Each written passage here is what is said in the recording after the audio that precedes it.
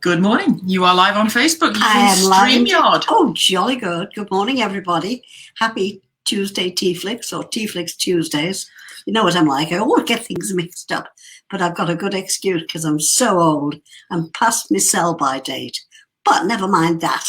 I want to make sure. I'm going to go to the Facebookie as who am I, Ruth, and I'm going to go look for you and make sure that we are actually up. Yes, we are. Excellent. We are live. Super.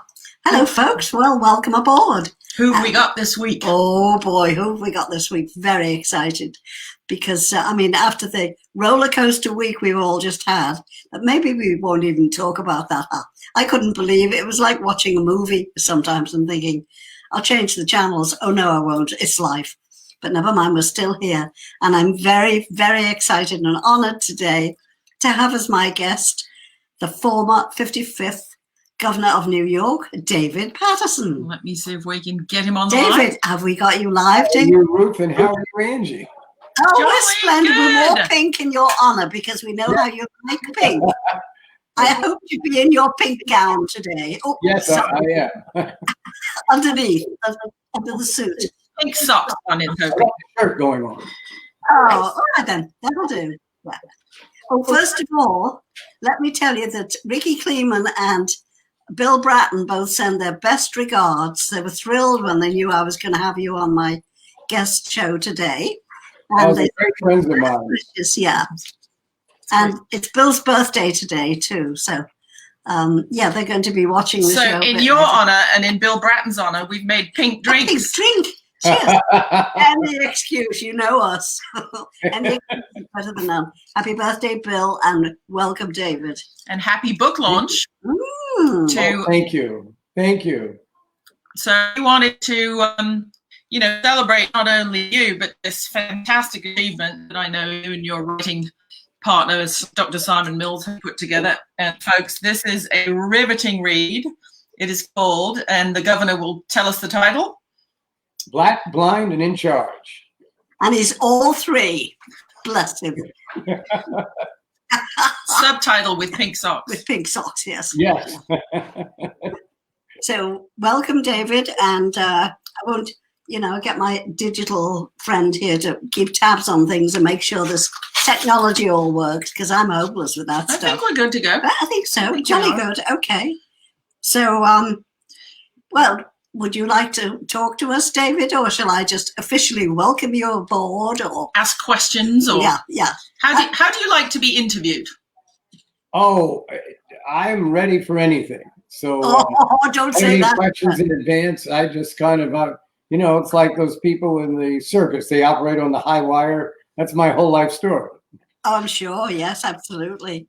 So, by the way, speaking of Ricky, before I move on, she's been a client of ours for many years since she and Bill lived in Los Angeles when he was the chief of police here.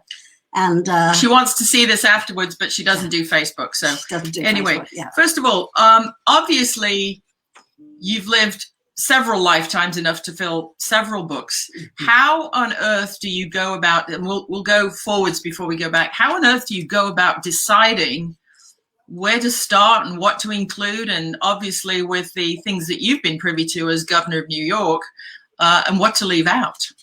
What was interesting is that I almost wrote the book based on what I was thinking about at the moment. So I started the book with, I think, the favorite story that people ever heard from me, which was when I met Muhammad Ali, but didn't know it was him, and he was highly insulted that it was actually a human being on the planet that didn't seem to know who he was. Oops. And then from there, I thought that I should go right to the main topic of how I became governor. It was such an incredible scandal, and it was known all over the world, and there were billions of people watching when I was sworn in as governor, which normally you just have, some people in the state that had nothing to do that day watch the governor's inauguration. Yeah. Mine was an international event, and I didn't realize that for 3 years when I went to Beijing and I was in the airport, and all these people were saying something to me in Mandarin, and I didn't understand what they were talking about. And finally they said to me, someone that spoke English said, "Oh, they want to take a picture with you." And I said, "Well, how do they even know who I am?" The globe has shrunk now. When things happen, people hear about it all over the world. Yes. And then, of course, I wanted to go back and discuss my education and how different it was from other people, since most people in the time period that I started school, which was 1959, were going to schools for the blind. And I once had a conversation with Stevie Wonder about this. It's not in the book, but what Stevie said was that when he went to schools for the blind, he really didn't learn that much about other people other than teachers, because all of the students were like himself. And apparently, when he was about 29 years old, the people who were working for him were stealing from him. And when he found out about it, he realized that he didn't have any control over his own company and his own affairs. And at that point, he went back and got a lot of independent living skills training. And he also wrote an album called The Secret Life of Plants. And if you never thought Stevie Wonder could write a bad album, listen to The Secret Life of Plants. I don't know what, that must have been clear depression at the time. But I went through that same kind of situation, being a blind student in a public school, because when I went off to college, it was very difficult. Most of the books are beyond what were recorded by the American Foundation for the Blind or recordings for the blind in those companies. And then when I went to law school, it was almost totally impossible. You had to give them the book and have them read it to you. But meanwhile, 6 weeks of classes went by. So I wrote about that as an issue. And then inevitably in the book, I wanted to cover the issue of injustice in the United States, and basically, particularly based on race. And what I did is I went back and documented all the things that have happened in the United States. And my inevitable conclusion is the reason we can't get past this 400-year discussion in this country is that the United States as a country has never shown any contrition or any responsibility for what our predecessors did. And because of that, that inability to have reconciliation based on taking responsibility, we're going to have these problems for a few decades more, or maybe longer than that. Right, and I think it's not only race and misogyny and the LGBTQ thing, but as you have instanced, disability. One of the things we do here is we have an ADA plugin for websites that we build, because people just don't think blind people use the internet. Well, guess again, they do. When we lived in Australia in 82, 83, it was the first country I experienced that had ATM braille on the ATMs, different braille on the money. And then when I came to America, it shocked me that a $1 bill and a $100 bill and a 5 and a 20 and a 10, all the same size, all the same color. So how do blind, unless you fold your money, how does a blind person know in America what denomination note is? That alone is discriminatory. Well, not for me, because I was pretty old by the time I ever saw a $100 bill. Right, but in general speaking, it's just... No, I totally get the point. And granted. Actually, one of the unfortunate problems is I'm within an age group that at the time we went to school, we weren't taught Braille, because the experts who thought they knew about blindness thought that you could just use recordings or tapes to replace reading. Well, the incredible thing about Braille is when you read Braille, it's just like when you're reading with your eyes. And no one really understands how we read. No one really understands how the words all come together and we understand them, because we're not reading word by word. And because of this, many people such as myself who should have learned Braille did not. And I was involved in a situation in 2009 where I gave a State of the State address to New Yorkers, as the governor is mandated to do every year. And I spoke for 63 minutes without a note. And if I had been able to read Braille, I would have been able to practice it for a day before and then just read it, whereas I had to practice for about a week to memorize that amount of material. And I got some accolades for memorizing the material, but I wasn't paying attention to some other issues that were going on while I was preparing for the speech, that would come back to haunt me. Yeah, very, very, very interesting stuff. You touched at the front about, how when you became governor and how I understand that you didn't have a very long run up or rehearsal or notice for that situation either. No, and the story was just so shocking, and it just completely threw everybody in Albany off guard. So in the book, I document a number of incidents of people who tried to take advantage of the government coming to a stop, and just how reckless and selfish and completely self-aggrandizing they were. And it really didn't help a new governor get off to a good start. I'm sure. So what was described to the listeners, the viewers, that where were you when you got the call and what ran through? I mean, as a lieutenant governor, you always have to expect that it may happen, but it's one of those things I assume you think it may happen, but probably not in my term. This is so interesting, Ruth, because I didn't know until I became lieutenant governor, they actually had an organization known as the National Lieutenant Governors Association. Now, what a morbid group of people this must have been, because all they do is sit around and imagining planes crashing or,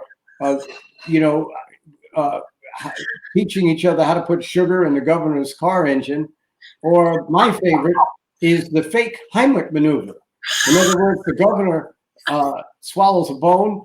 You go over and just hold him for a minute and go like that and go, oh, it didn't work. I guess he didn't make it. I guess I'm governor now. So we had a man from Idaho who actually had become governor, but he had some notice that it was coming. But he did say to us, every 2 or 3 years, a governor leaves office and someone takes his place.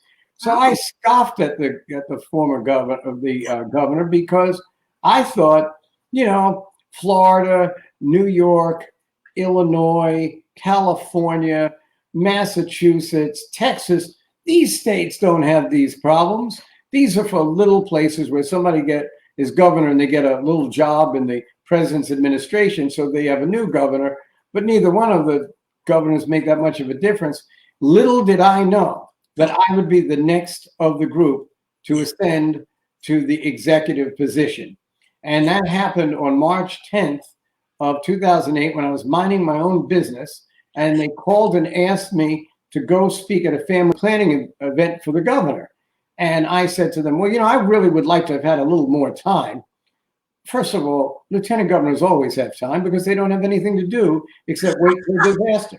So what I actually was going to the event anyway, was already prepared, but I wanted to try to create respect for my position. So I went and did the family planning event. I come back to my office and I get a call, and it's really strange, at around 12:30 from my chief of staff. And he says, the governor was supposed to meet with the cardinal and all the bishops at 1:30, but he won't be in Albany by 1:30. So they've asked you to take his place. Oh. And I said, absolutely no way. And I said, because this is head of state to head of state meeting. You can't delegate it. And I use the analogy that if the Queen of England came to visit President Bush, he couldn't opt out and send Cheney. Although in his case, he was running the government anyway, so maybe they would send him. But the point is that I'm not going to do this. And my chief of staff said, well, they gave it to you. Why don't you just take it? I said, listen, you were a priest for 17 years before you went into government. You know good and well this is not protocol. Well, it was kind of like in a movie where everyone except the protagonist knows what's going on except for him. Because if the governor had forbid everyone to tell me what was about to happen.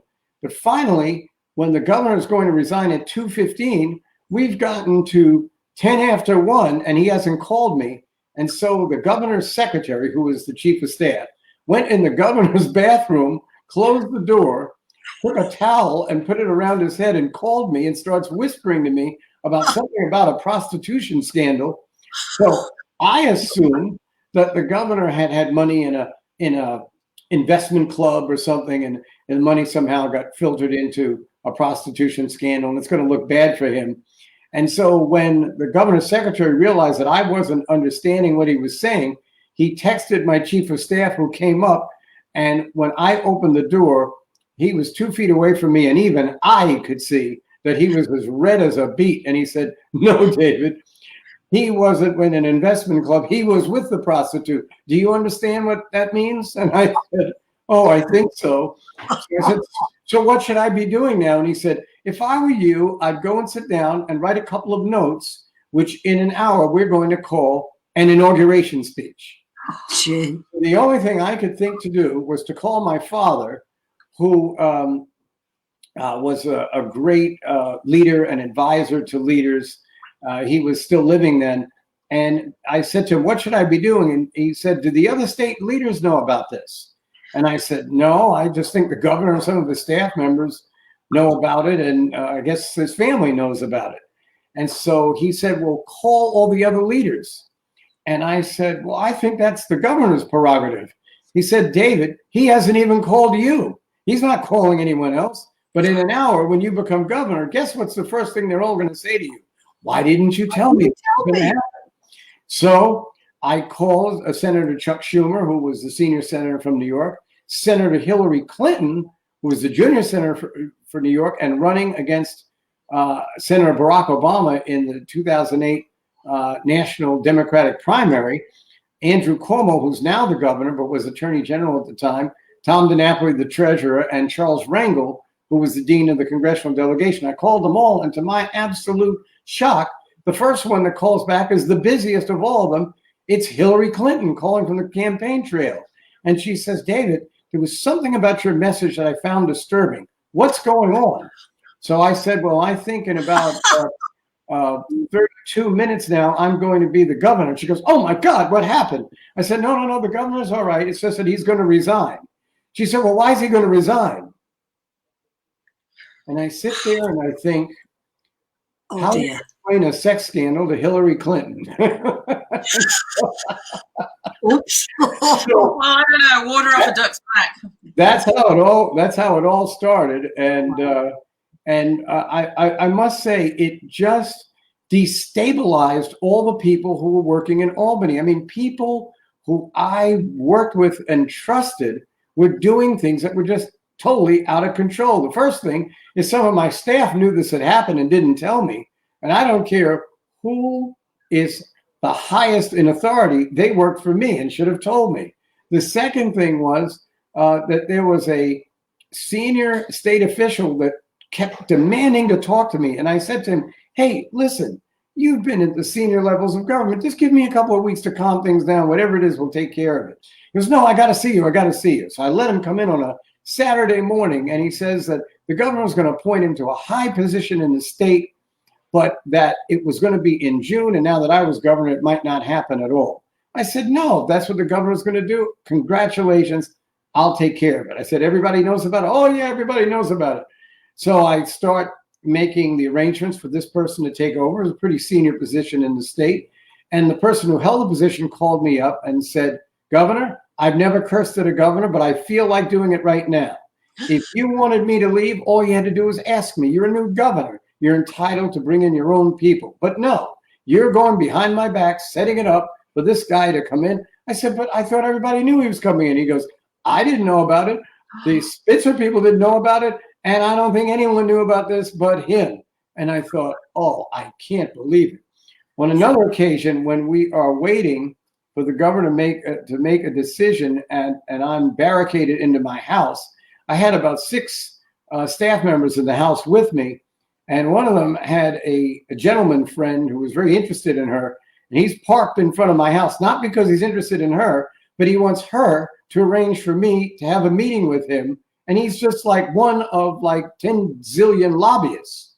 Oh. So when he called her for about the 5th time, I answered the phone and I said, "Bob, you can come in. You have 5 minutes. And it's the last time I'll talk to you for the next 5 years. How's that?" So he drove his car away after that. But it was one odd thing after the other from people who I think had overdosed on power and were trying to take advantage of a change in the leadership of the state. And I'll tell you, it got to the point where I didn't trust anybody. No. Finally, the person who would succeed me, if anything happened to me, asked me into his office, and he had my favorite pie on the desk, and he had 2 glasses of wine. This was in the middle of the day. And I said to him, listen, I can't start drinking wine in the middle of the day. And he says, no, I want to toast to the fact that you're governor, and we're going to eat some pie together. First, I asked him if I needed a taster, because if anything happened to me, he would become the governor. But, he said to me, I want you to make me a promise. I want you to promise me that no matter what happens, you won't resign. If you have any legal problems, send them to me. I've got the money to pay for them. And I said, well, why would you want to take over as governor? He says, because all the hell they've given you in the last week, if it's me, would probably go on for 2 years. So you stand between me and big trouble, never resign. Wow. So we got that straightened out. And I now knew that I had at least one friend left in Albany. Good heavens, my goodness. What a story. Well, I suppose, in politics, trust no one is probably the first credo everyone should operate under, right? Mm-hmm. Many times, I have to honestly say some of the best people I ever met, I met from politics. I don't know if I, had a career as a lawyer, which is how I was trained, that I would have had so many friends in the LGBT community. I don't know, even with my own disability, since I went to public school, if I ever would have met some of the wonderful people in the disabled community, even communities that didn't vote for me in upstate New York. I got to know them and got to know their issues and how they lived, and garnered a lot of respect for their positions that before I didn't understand because I didn't live there. Yeah. And I hope that they got to understand some things that were happening to people that lived in the community that I grew up in because of that interaction. Right. But at the same time, I also met some of the worst people that I ever met in my life. Yeah, I mean, I suppose like anything, it's a big cross section. You mentioned, you called your father for advice on that day. When you first decided to go to law school, were your parents supportive of that, or were they skeptical that, having gone to a public school and having had have a disability, that it would be too much pressure for you? Or how did they take the news that you were going to, take over the law department? I think that they were happy that I was going to law school. They wanted me to go as far as I possibly could. However, I think they would have been more skeptical had I bothered to share with them some of the problems that I had in the educational system, getting things read to me.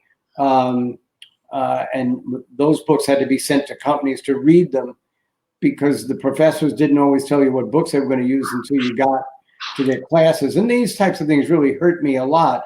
And even when they did, for some reason, I had gotten into this sort of mentality that I wasn't going to share any of these problems with anyone else. And that's one of the reasons why in the book I write to people who might be the age I was in college and law school, letting them know that there is no shame in letting people that to make them aware that you need assistance. Yeah. Now, interestingly enough, as a Black person, I was always protesting something. There wasn't any protest that I missed, in the late 60s and early 70s. So apparently I didn't mind fighting for the rights of a group that I was in when I was in a group myself. But I seemed to be afraid to move forward when I was by myself, which is where I was in most situations, almost all of them, except there was another blind student in the law school when I went there. But why I didn't have the independence to stand up for myself as an individual, but did when I was surrounded by other people, I guess it's kind of a natural reaction, but I didn't actually think about that it went that way until I was writing the book. Right. Well, I mean, it's almost like in the acting profession, a lot of comedic, very funny actors like John Cleese from Monty Python, our old buddy John Cleese, whom I've had the privilege to spend many hours discussing the good and bad and the happy and dark side of comedy with. They are much more comfortable as a troupe, as a group player, like in Monty Python or Fawlty Towers or whatever, but they're just not cut out for stand-up comedy, putting the spotlight on themselves and their thoughts and what they want. They feel like they're more effective in a group. And that's just the way some people are cut out. And I suppose. Very interesting. Very. Yeah. Yeah. I mean, you know, a lot of people, Roseanne Barr is another neighbor, an old client of ours. And, you know, her greatest success, of course, was, you know, 3-camera sitcom.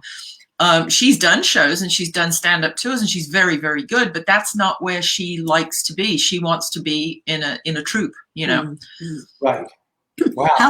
How long did the book take altogether, David? Well, I started the book a couple of years ago, and then I kind of hit a snag because the person that was editing the book would take something that I meant to be funny and would dissect it and explain it. And so, for instance, I was telling you before about Queen Elizabeth visiting the White House and Bush is in there, so they sent Cheney.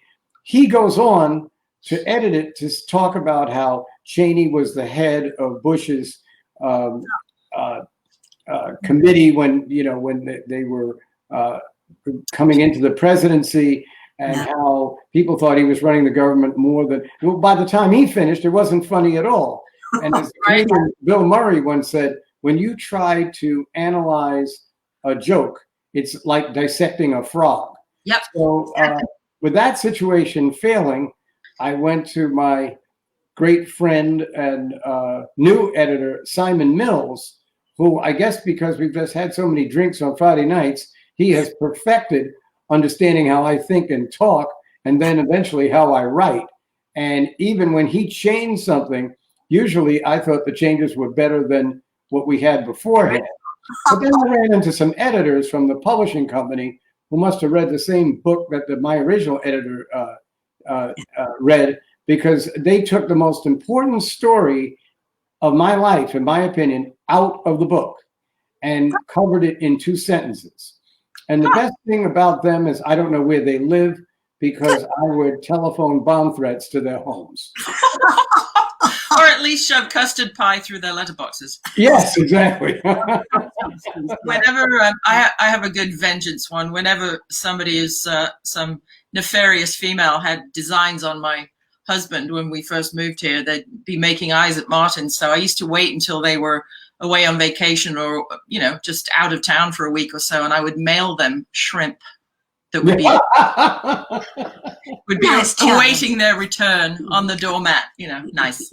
Nothing like week-old shrimp in the San Fernando Valley in August, I say. I would think so. Yeah. So yeah, obviously, sense of humor is, you know, knowing you as we do is very important to you and your life and your psyche and your spirit. How much of a room for a sense of humor is there really in politics? It doesn't seem like a very funny business to me. Well, these days it's not. It's so acrimonious, and then it's so sad, you know, that you have a pandemic that's killed over 200,000 people, and then one person gets the virus and announces that they're probably immune, even though they haven't even gone through the period of quarantine, and it just insults the whole process and insults the families of those who were lost. And they didn't have the money to have new drugs that aren't approved by the FDA available to them. And they didn't have the ability to go back and forth from the hospital at a moment's notice if something goes wrong with them. And they didn't get injections of oxygen the first day of their illness, when most people in the first day of their illness still don't know that they have it. You'd have to be tested every day to know that you have it.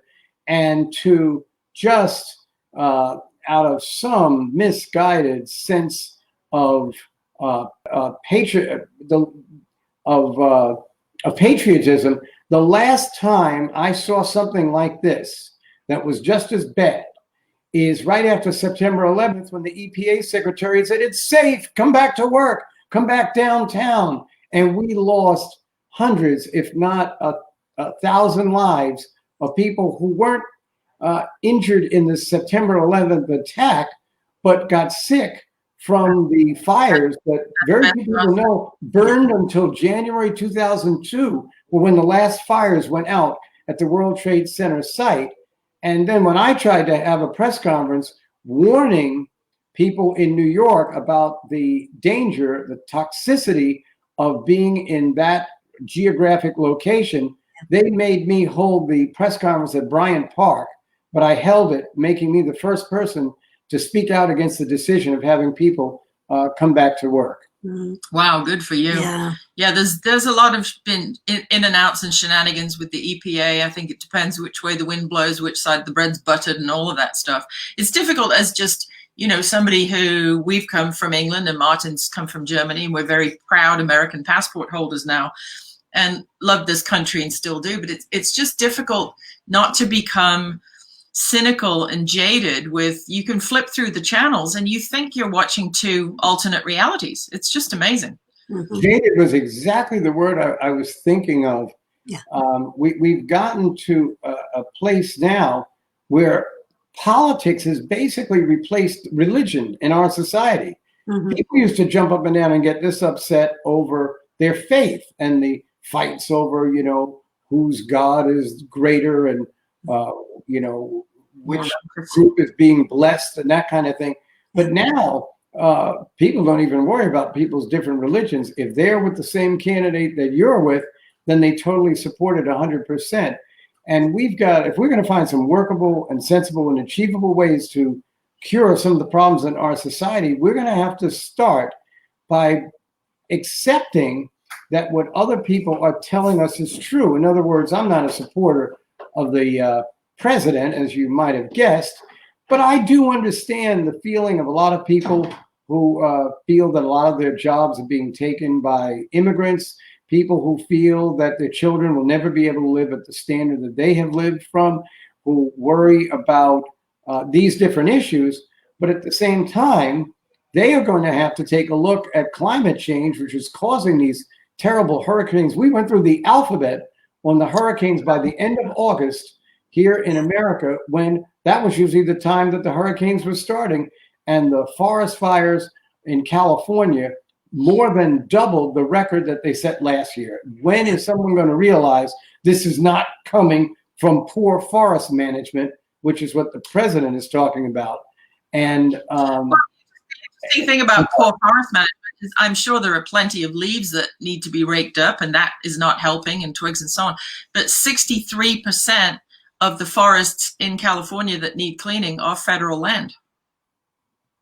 So well, you have to understand that this administration only acknowledges things that happen in states as having been connected to federal policy when, say, the unemployment rate is going down. Anything that goes on in the state, from the fires to the hurricanes to rioting in some places, is always the fault of the people who run the state.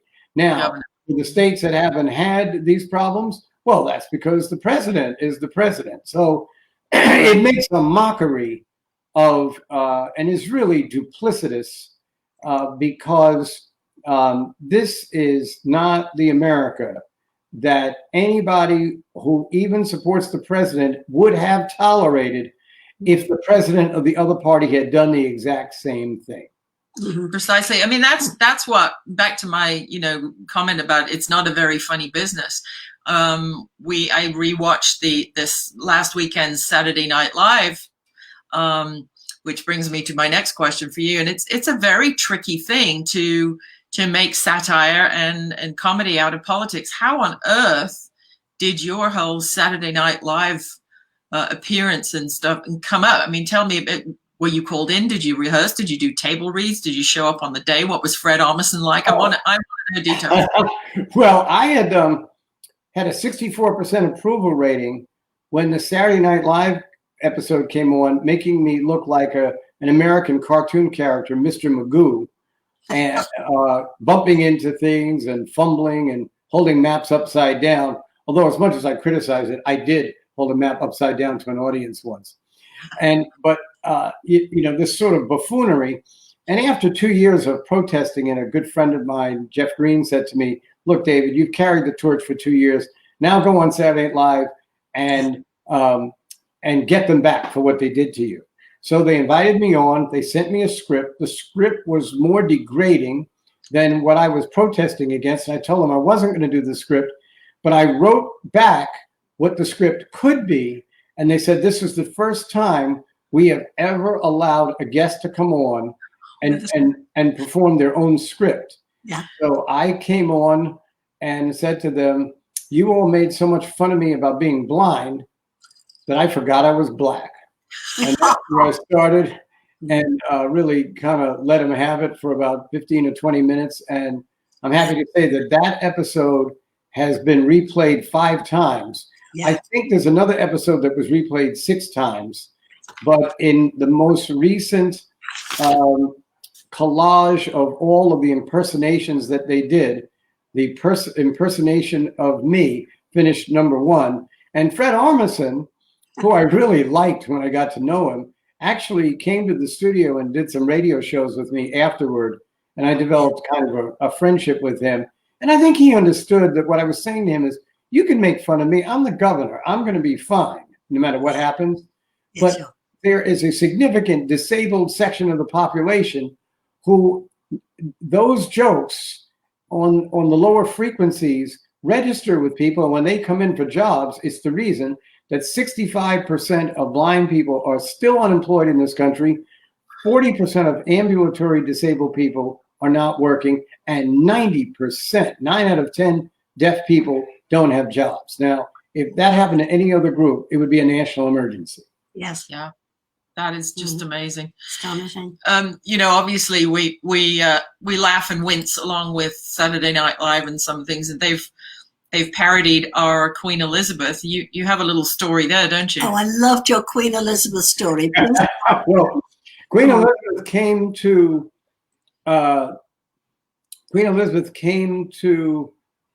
New York in July of 2010 and was going to lay a wreath at the pools in the World Trade Center at where the towers were. And we were told that Mayor Bloomberg was going to escort the Queen in. And we thought, well, that's Mayor Bloomberg. He's the diva. He's as important as the Queen as he sees it. But it turned out that the UN Protocol Office let the mayor's people know summarily that the only one who was ever allowed to escort the Queen is Prince Philip, and Prince Philip is in attendance. So that took care of that. But then the Bloomberg people said that the mayor was going to greet them. Well, the mayor wasn't supposed to be greeting them because the World Trade Center was on the Port Authority property. The Port Authority is the of New York and New Jersey, is one government agency that covers both states, and it handles the airports and the transportation systems that exist between the two states. Mm-hmm. So the protocol was that the governor of New York would stand first, the governor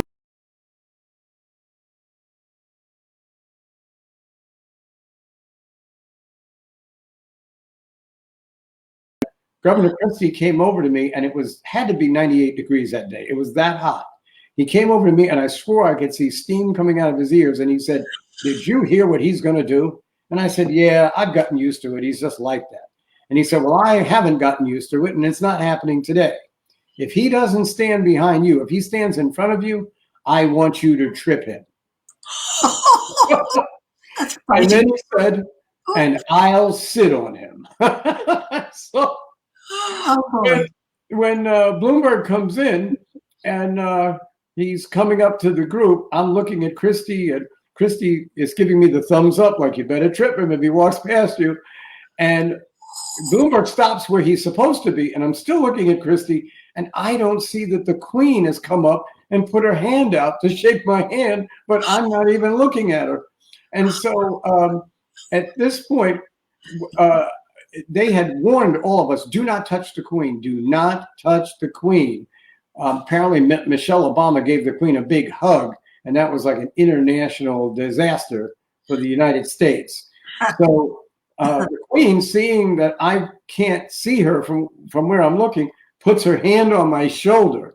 Oh. And I turn, and when I see it's her, I thought, well, I'm not touching the Queen, but they didn't tell me what to do if the Queen touches me. And I jumped back. Whereupon I was smashed in both rib cages, one by my former wife and the other by my daughter, for not shaking the Queen's hand, which I now did.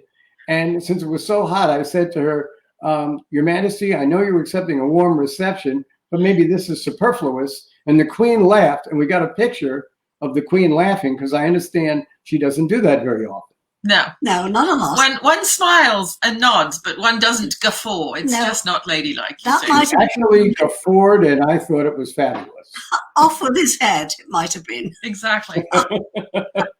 Oh, dear heavens. Yeah, I expected your book to be somewhat heavy and all serious. I didn't expect it to make me laugh, which I was very pleased about. Because as you know, from what little you know of me, my sense of humor is alive and well, thank God. Oh, it's spectacular. And I'll tell you, I've read these books that politicians or people who've served in capacities write. And if they are writing for universities and that kind of thing, then they're probably very good. Yeah. But basically, nobody wants to sit around to hear about how great somebody thinks they were and how they never made any mistakes. Yeah. And how everything they did was right, and the people they succeeded didn't know what they were doing. Mm-hmm. So I wanted to write a book where I took as much responsibility for things that went wrong as anyone else. Yeah. Where I think I demonstrated in the book that I had faults. There were a couple of times that I cite myself where my ethics could have been better. But then there was the fact that I closed $40 billion of deficit over 3 years, which no other governor ever closed 1/3 of it in that period of time. And I also wrote, since I couldn't get the legislature to pass same-sex marriage, I wrote an executive order recognizing any same-sex marriages from out of state under the reconciliation clause of the Constitution, and was able to raise the number of minority and women-owned businesses from about 2.5% to about 14% when I left. And so I think that when you're self-aware and can acknowledge your own faults, you also are allowed to talk about some actions that were taken that probably never would have happened had I not served. Wow. Yeah. Well, it's a fascinating read, and we can't thank you enough for spending. I know you've been doing back-to-back worldwide media interviews this week, so thank you so much for carving the time out to spend with us. Yeah, and And remember, I can always carve out the time around 6 o'clock Eastern time, 3 o'clock Pacific time to have a Friday evening cocktail with both of you, Absolutely. who I consider my cousins.